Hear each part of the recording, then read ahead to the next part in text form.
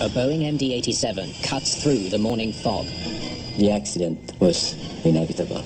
They were doomed.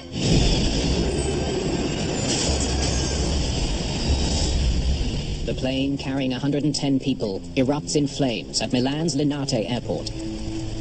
This is the most serious accident in the history in Italy. Incredibly, no one at the airport has noticed the catastrophe. Hello, this is Tower. No, nothing. Valuable minutes pass.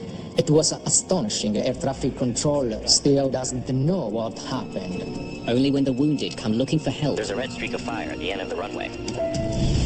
do authorities begin to realize that something is seriously amiss. My God. At one of Europe's busiest airports. Mayday, Mayday.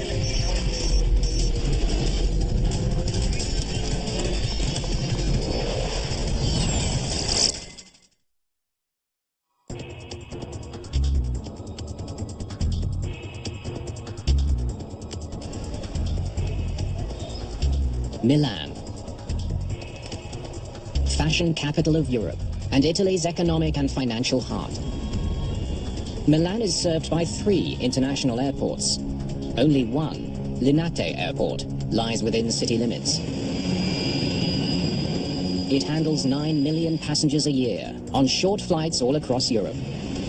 Alitalia 226 Airport 05. On the morning of October the 8th, 2001, dense fog shrouds the airport.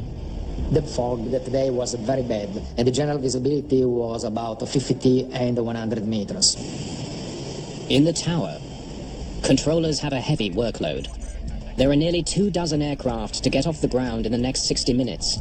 Alitalia 2120, buongiorno, start up. They handle nearly 500 radio communications every hour. Linate, buongiorno. Delta, India, Echo, Victor X-ray. Requesting startup. Delta Victor X-ray, you are cleared to start your engines. Ground, Scandinavian 686, request taxi from 13. Scandinavian 686, taxi to holding position, Cat 3. Scandinavian 686, taxi to holding position, Cat 3. One of today's flights is Scandinavian Airlines Flight 686. The Boeing MD-87 is scheduled for a routine flight to Copenhagen, Denmark. There are 110 people on board. Taxi holding point, Cat 3. The captain is Joachim Gustafsson. He's been with SAS for more than a decade. Scandinavian 686, your position, please.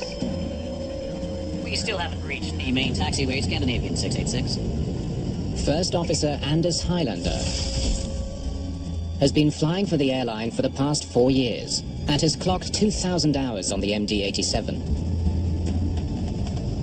The SAS crew were very highly experienced pilots, so couldn't ask more for 2 qualified pilots. With thick fog blanketing the airport,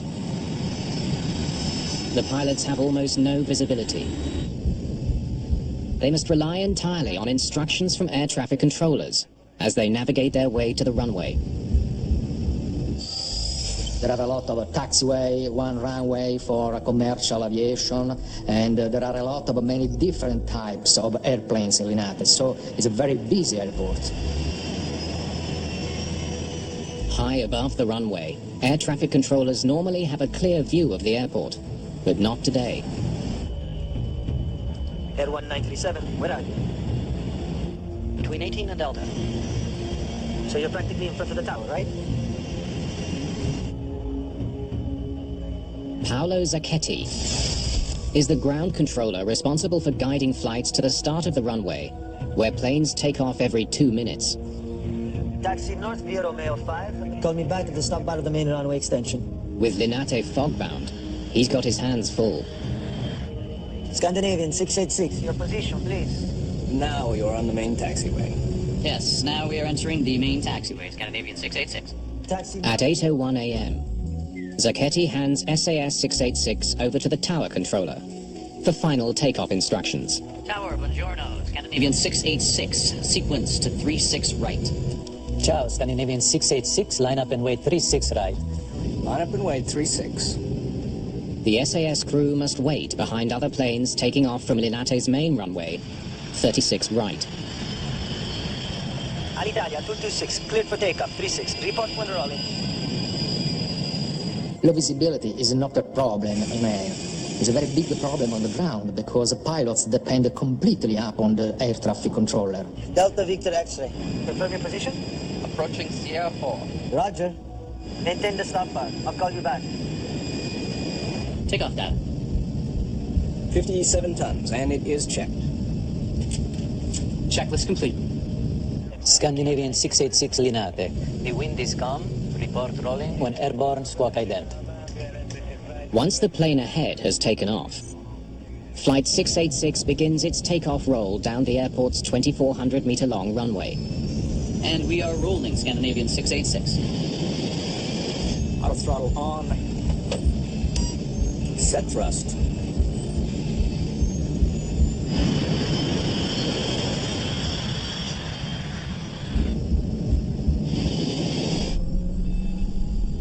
V1. At a speed of 140 knots, Rotate. the pilots lift the plane off the ground.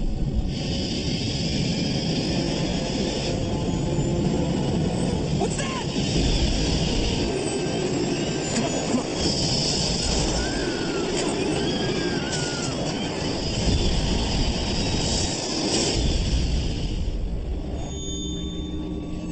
Something catastrophic has happened to Flight 686. But because of the thick fog, no one in the control tower has any idea. It was astonishing, it's so close to the tower, and nobody was aware about this. Out on the tarmac, ground workers have heard a series of loud noises. Hello, this is Tower. We heard a number of bangs like an engine. We heard it too, but we don't know what it was. Seemed as if somebody was climbing the steps. You don't have anything abnormal?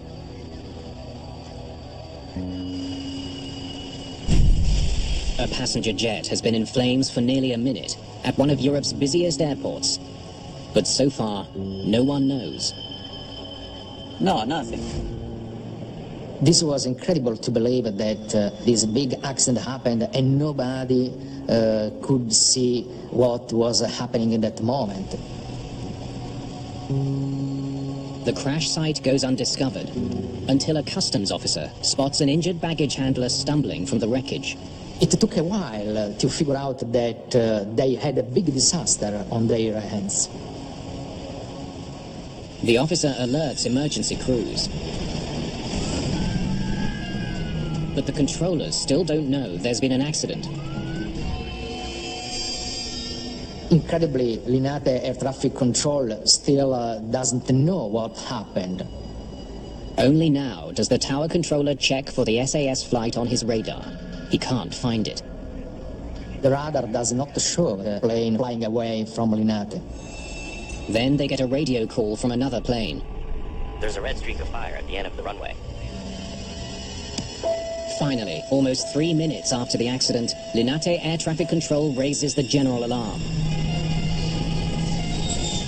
They ground all departing planes and close the airport to incoming traffic. Scandinavian Airlines Flight 686 has crashed and exploded on takeoff. But no one yet knows the true scope of this disaster.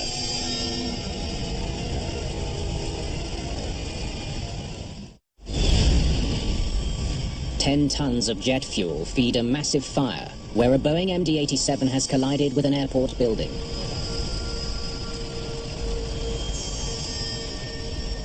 Awful, terrible devastation. The collapse of a roof of the hangar and the saucer plane completely destroyed many different parts and unfortunately the dead bodies.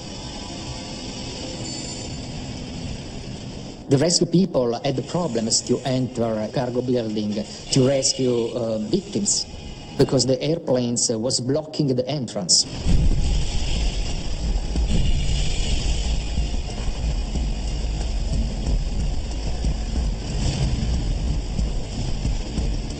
Some 14 minutes have passed since the crash. As emergency crews battle the fire, Linate air traffic controllers frantically try to understand what just happened. There are 2 aircraft unaccounted for. Paolo Zucchetti discovers a private Cessna Citation did not return to its parking position after all planes were grounded. The main attention was focused on the Sasser plane, and so nobody thought that there was another plane. A private aircraft is missing, a Cessna 525. Ground crews search for the missing plane. Finally, 26 minutes after the crash, they find the Cessna burning and in pieces, halfway down runway 36R. It appears there's been a collision. It's hard to believe that after half an hour, people became aware about the fact that the Cessna was on the main runway. There is another aircraft in the accident near Romeo 6. Air traffic controllers are mystified. How did these two planes end up on the same runway at the same time? What's that?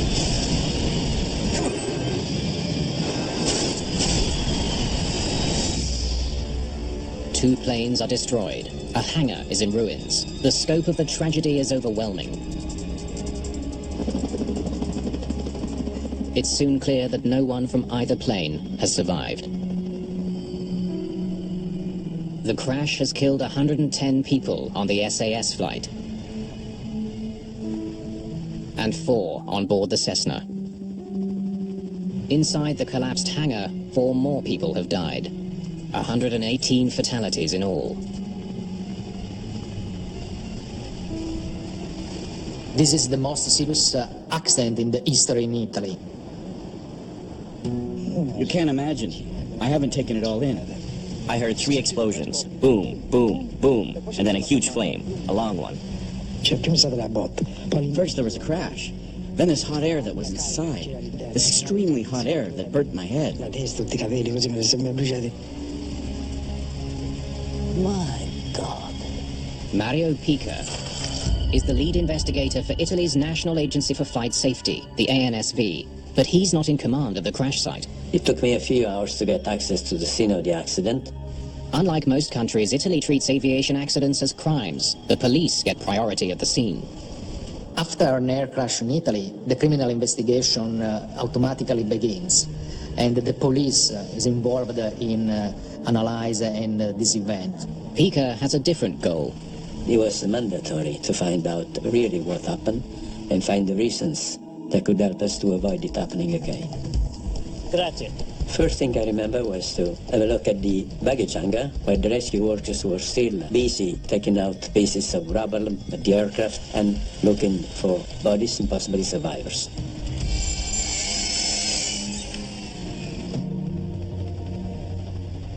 I decided to go and have a look at the Cessna that was still on the runway. I just sketched the first map of the position of the various pieces of the debris to reconstruct the dynamics of impact.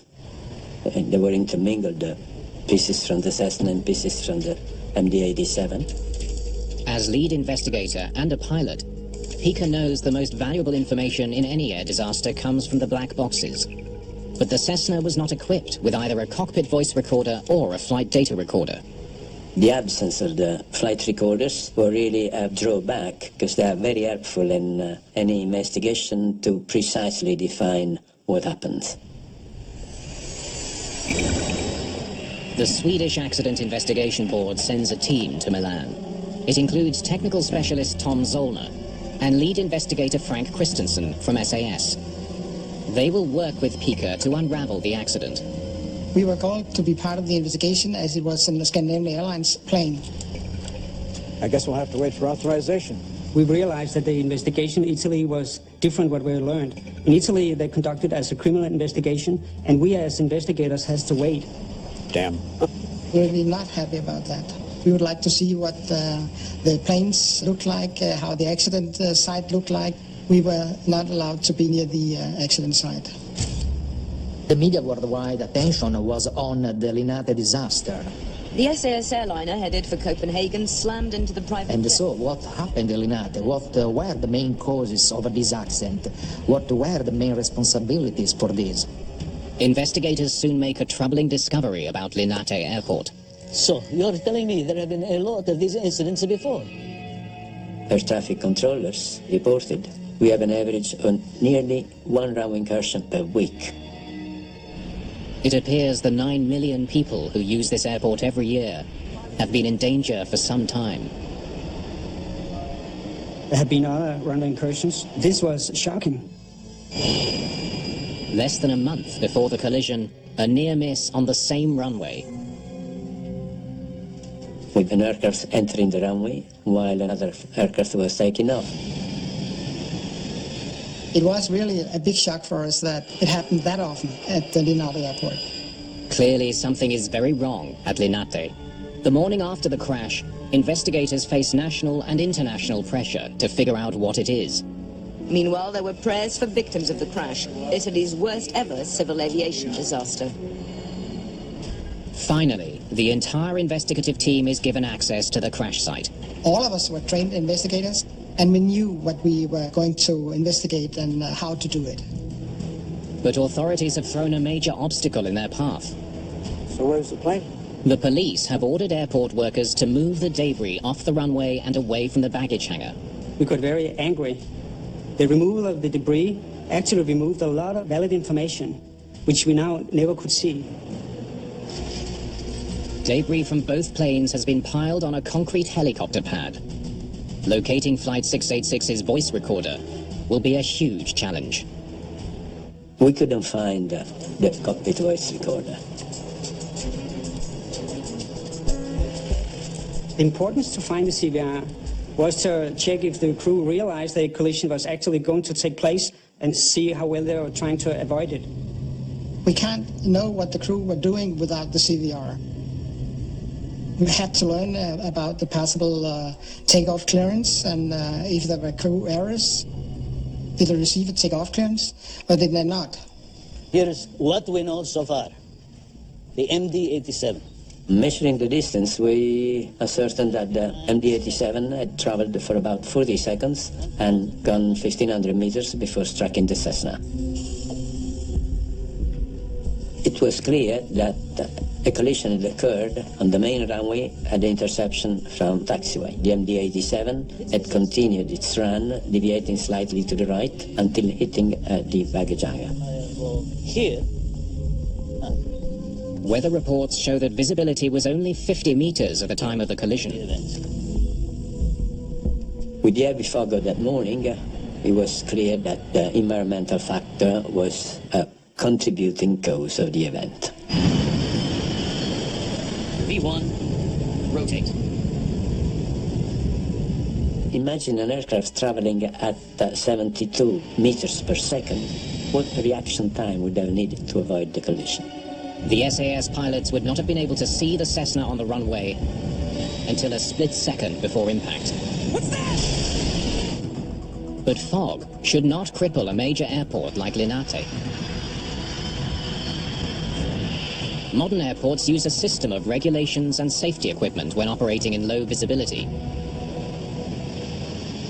Airports avoid incursions by having a defined low visibility operating rules. These rules can be augmented by technology, ground radars, alarm systems, and other things. Airport runways and taxiways are broken down into a series of checkpoints known as stop bars. Aircraft must always wait for authorization before passing. Like a car must wait for a green light. The system is designed to keep planes from colliding. Planes can avoid each other at night, so why should there be any difference in fog?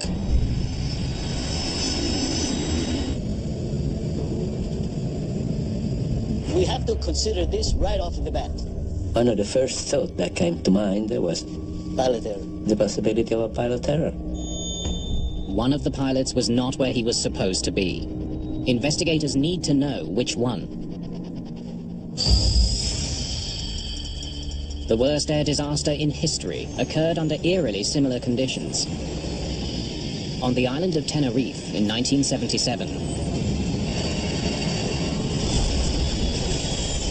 583 people died when two Boeing 747s collided on the runway in heavy fog. In comparison with the Tenerife accident, it was both in dense fog. Taxiing on the wrong taxiway was involved. Communication was also involved, as the KLM captain thought he heard a takeoff clearance, but he didn't. Investigators wonder if the Linate disaster is a case of history repeating itself.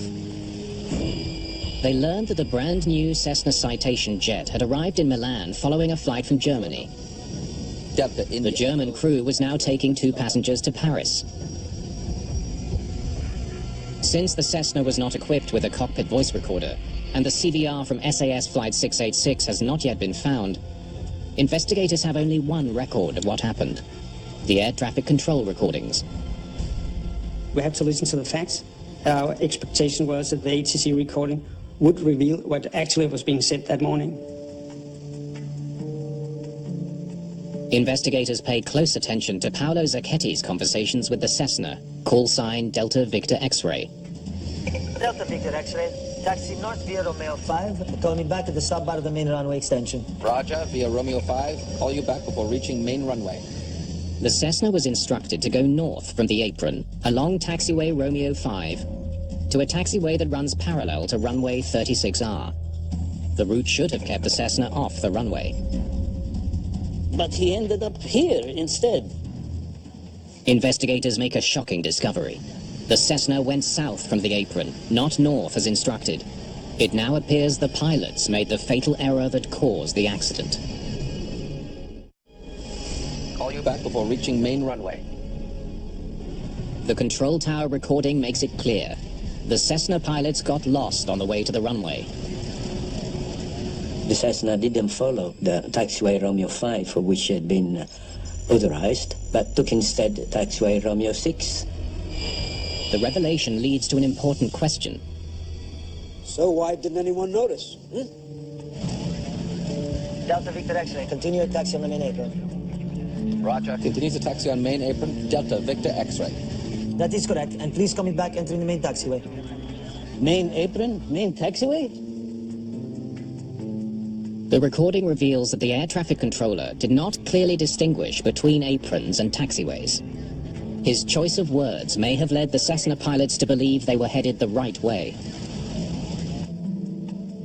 An apron is a restricted section of an airport where planes park, are loaded or refueled. Taxiways are roads from the apron to the runway. The communication with the tower and the pilots that morning of the accident was inconsistent. They used the word main for different things. Main runway, main apron, main taxiway. And please call me back entering the main taxiway. But Linate Airport has several aprons and taxiways.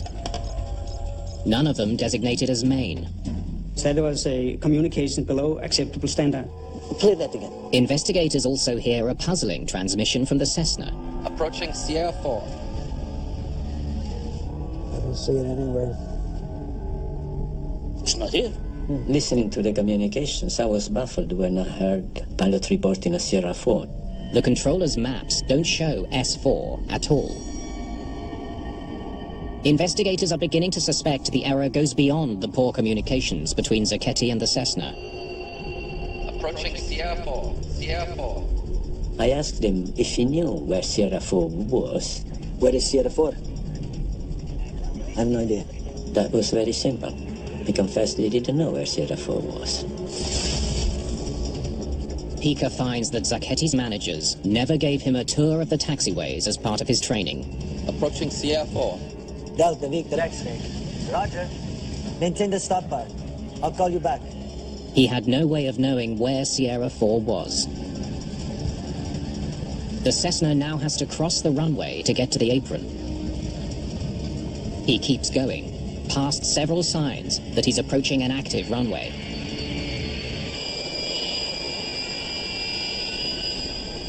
Air traffic controller didn't stop the Cessna.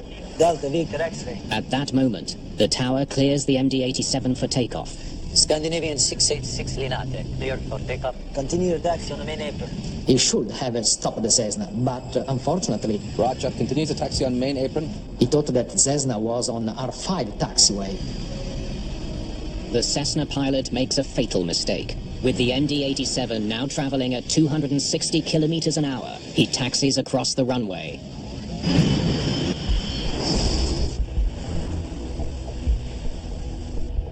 Suspicions about procedures at Linate Airport deepen as investigators learn that the exact same mistakes that led to the deadly collision were made by another plane, less than 24 hours earlier. Frank, come and look at this. I was shocked to find out that only the previous afternoon... Same thing, 24 hours before. An aircraft had been cleared by the air traffic controller to taxi onto Romeo 5. 24 hours, it happens here all the time. The aircraft taxied really onto Romeo 6. Because there was no fog that day, the two planes saw each other and did not collide. Investigators are beginning to suspect that something about the airport, not bad pilots, may be the cause of the Linate crash and the frequent runway incursions there. When we found out that the Cessna pilot had taken the wrong taxiway, first question was to explain what did he see that brought him so much off course. Okay, this is where they started. So give me some video. The taxiway we went on was Romeo 6, and we walked the whole length of the taxiway. We wanted to put ourselves in the shoes of the pilot to understand his actions. They look for route identification signs that are supposed to help guide the pilots. The status of those markings were in a very poor condition. It was surrounded by high grass, and there was only a very few of those markings. The markings painted directly onto the tarmac are also vital for pilots. When we came to the intersection between Romeo 5 and Romeo 6, we could see that the markings on the ground were so badly painted that even in good visibility it was difficult to read them, which made us understand that for a pilot not familiar with the place, it would have been difficult to understand where was Romeo 5, where was Romeo 6. The faded markings help explain why the Cessna turned right, when it should have turned left to avoid the runway. They also come upon the reason the Cessna pilot referred to the unknown position Sierra 4.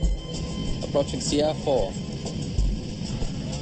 There's Sierra 4, but it's not on the map. Actually, Sierra 4 was a marking on the Romeo 6 taxiway going towards the runway, but were not reported on any official map. Approaching Sierra 4. Delta Victor X-ray. Roger. Had the controller known where Sierra 4 was, he would have realized the Cessna was headed the wrong way and approaching the runway. But inadequate markings and maps still don't explain the collision. Linate, like all modern airports, is equipped with motion sensor alarms to guard against runway incursion. Even with the failures of all other systems, the acoustic alarms should have worked, and we wondered why it didn't work. Reading the ATC communication recordings, we couldn't find any alarm going on when the Cessna aircraft crossed the stop bars and entered the runway. Pica decides to test the runway incursion sensors himself.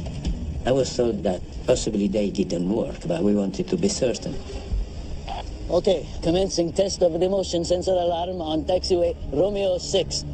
So, one night, when the airport was closed, we made an experiment going over and over through the sensors, but we had a man on the tower just to make sure that the alarm didn't go.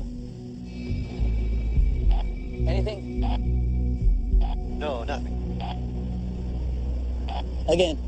Eventually, we found out that those alarms had been deactivated years before to avoid unnecessary alarms that were triggered eventually by an animal crossing or a car doing an inspection during the night. 1 week after the accident, investigators still have not located the cockpit voice recorder amid the aircraft wreckage. Finding the CVR was crucial in order to establish that there was no problems prior to impact. So I decided to sort through this giant pile of rubble and concrete and steel, and eventually we did find the CVR. The CVR of the MD-87 was carefully analyzed to find out what had been said on board, what kind of procedures were being done. Scandinavian 686 Linate, clear for takeoff 36, The recording shows that the SAS crew did receive the proper clearance to proceed down runway 36R. Clear for takeoff, 36 set. The SAS crew played no role in causing the accident.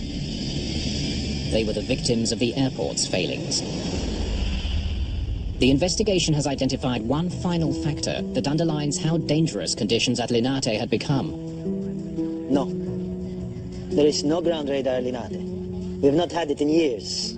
The ground radar of Linate, the old one was dismantled, the new one was in boxes, had been there for years and not yet installed. Why? I don't know. Airport ground radar systems detect movement of all aircraft and vehicles. A vital piece of safety equipment at a busy airport. If you have ground radar, it's a good tool to establish what's going on at the airport, even in low visibility conditions. We can certainly say that if the ground movement control radar had been in place, the ground controller would have had the opportunity to see the aircraft crossing the stop bars, and possibly then would have stopped the aircraft before the collision happened. Delta Victor X-ray. Confirm your position? The Cessna took the wrong path due to flawed taxiway markings. Without ground radar, controllers couldn't properly monitor the movement of the Cessna. Add fog into the mix, and disaster was inevitable. When the Cessna and the SAS aircraft started moving, they were both doomed. The accident was now inevitable. Scandinavian 686 Linate, clear for takeoff, 36. Delta Victor X-ray. Continue your taxi on the main apron. And we are rolling, Scandinavian 686. Roger. Continue to taxi on main apron. V1. Rotate.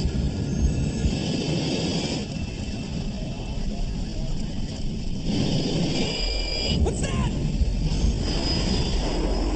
The cockpit voice recorder gives investigators a detailed picture of what happened at the moment of impact. Noises in the cockpit will also tell us the different controls being moved, and the ambient noise from the area mic would give us information of some of the sounds during the collision. What's that? We realized that the impact was more than one collision. It was actually several collisions in half a second. When that half second of audio is analyzed more closely, investigators discover it contains several distinct sounds. So we exposed these data over the schematic of the aircraft, showing the travel of the sound. By doing that, we could analyze that we have several points of impact during the collision. The painstaking research gives investigators a better understanding of how the two planes came together on the runway. The MD-87 first hit the Cessna with its nose landing gear at the Chester stabilizer. And then, in a short order of time, the left-hand main landing gear of the MD-87 hit the outer part of the right-hand wing of the Cessna, and then the biggest impact was the right-hand main landing gear of the MD-87 cutting through the cabin of the Cessna. Investigators conclude the MD-87 lost its right engine after the impact. The plane would have been almost impossible to fly. But remarkably, the pilots almost managed to do just that. After the collision, the MD-87 did actually got into the air. According to the flight data recorder, the aircraft was airborne almost 9 seconds. The captain made a heroic attempt to fly the airplane. He tried to accelerate the left-hand engine and use it, but it had ingested too much debris. And the pilot did an amazing work trying to control it. Up to the last minute, he tried to avoid impact. The pilots could not have done anything to avoid this accident because the aircraft was traveling too fast. Such a big aircraft cannot respond on a dime. It's impossible. I believe that both crew and both airplanes think they did everything right until the moment of impact. It's now clear that a badly flawed control system at Linate Airport led directly to the crash. What's more, it's beginning to look like organizational failures may also have prevented rescue personnel from saving lives.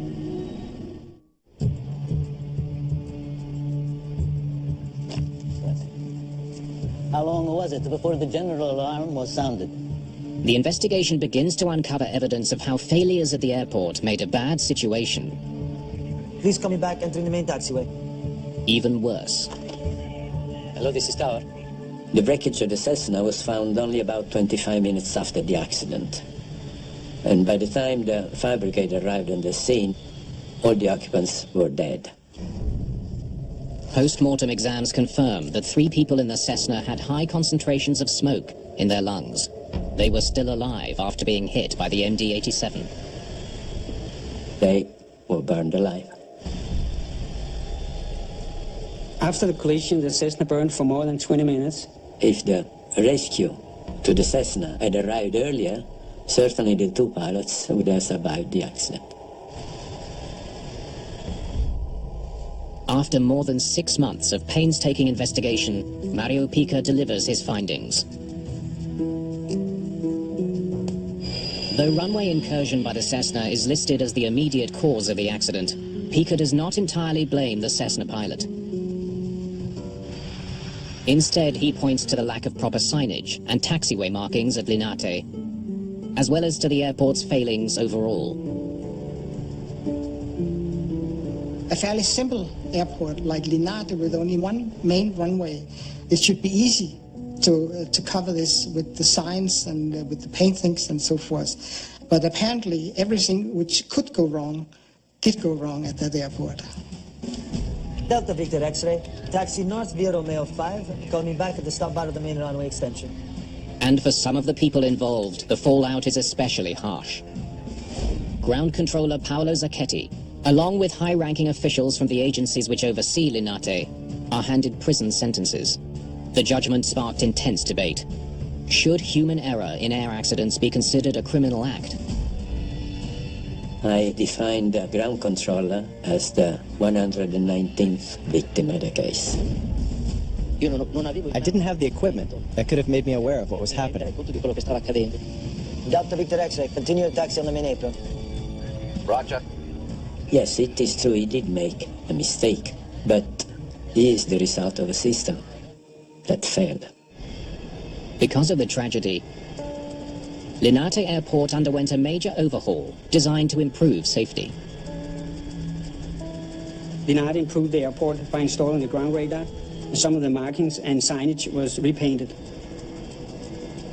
The runway incursion alarm are functioning now. Alitalia 212, hold your position. You're crossing an active runway. Repeat, hold your position. Alitalia 212. The big lesson learned in this accident, in my opinion, is that people are prone to get used to failures. There is no ground radar at Linate. Accepting latent conditions, getting used to a system that doesn't work, and by time, actually getting the whole system more and more dangerous. An airport is a highly complicated place. There's vehicles, there's airplanes, baggage lorries, cargo lorries, all sorts of activities going around at the same time. There have to be a very high level of safety in an airport. The reforms ushered in following the collision on 36R have made runway incursions far less likely and made Linate a much safer airport.